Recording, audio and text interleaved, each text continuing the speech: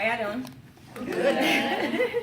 Y'all, we almost there. We're almost at the finish line. We're almost getting ready to walk across the stage, and I cannot express how excited I am.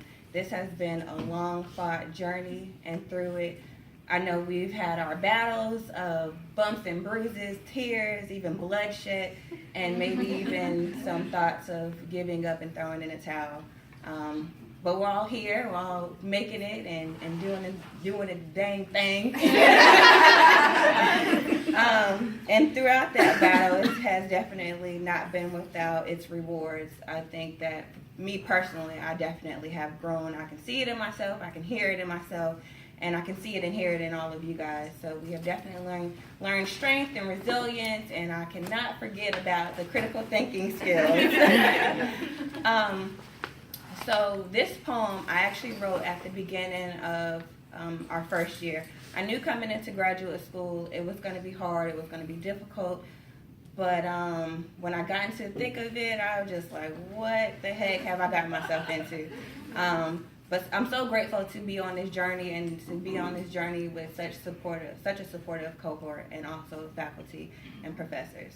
So without further ado, I'm just going to jump right into the poem. One of my favorite words. See, one of my favorite words resembles the wetness of your face after seeing the application of your soul's inner spirit release the ambitions of your heart. The word that stops your nightmares in its tracks and allows you to paint your dreams with vivid images of your most fantastic fantasy. It pushes your courage off a cliff and demands gravity to break its philosophy. With new songs from past chapters and new chapters from sad songs, forcing you to rewrite history because the knowledge is the power, and there is power in knowing no ledge could ever stop your progression.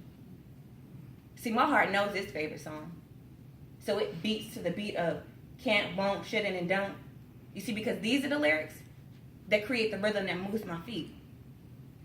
Y'all ever feel that feeling of a feeling to feel things that just make you feel so good? Well, let's just say I knew I was born when defeat couldn't even defeat me. Running on the back of my heels, creeping into my thoughts, blurring my vision, grabbing my tongue, but never stopping my words. See, it could never steal rooted victory that was watered with perseverance that was destined to grow consistently. See, my favorite word blazes the fire that burns mediocrity. It waters ordinary till it drowns from my extra and glues together pain and resilience to create a bond never to be broken.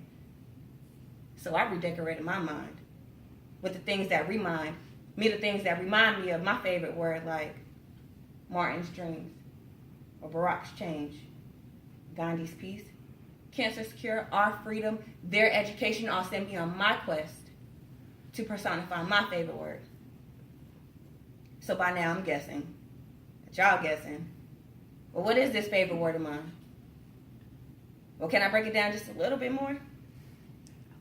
Can I? Okay. Well, I believe that we all personally possess purposeful actions assembled according to our soul's strategically synonymous intent on never giving up.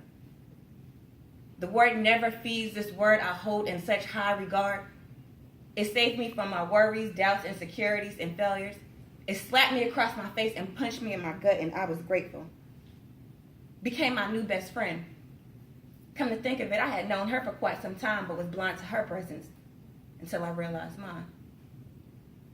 See, her peer pressure sent me to a war zone of fixated eyes, mountains on high, tedious steps, anchored toes, bolted knees.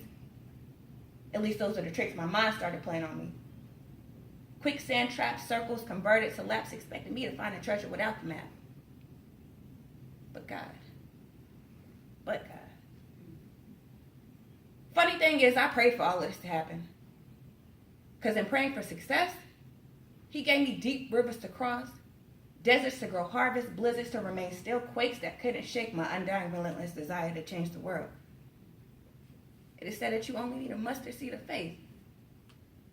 Well, with my idealistic way of thought, maybe if I continue to plant those seeds, then maybe they'll just see that all lives do matter. And as a matter of fact, it is the passion that gives me the courage to always and forever preach. So they'll remember.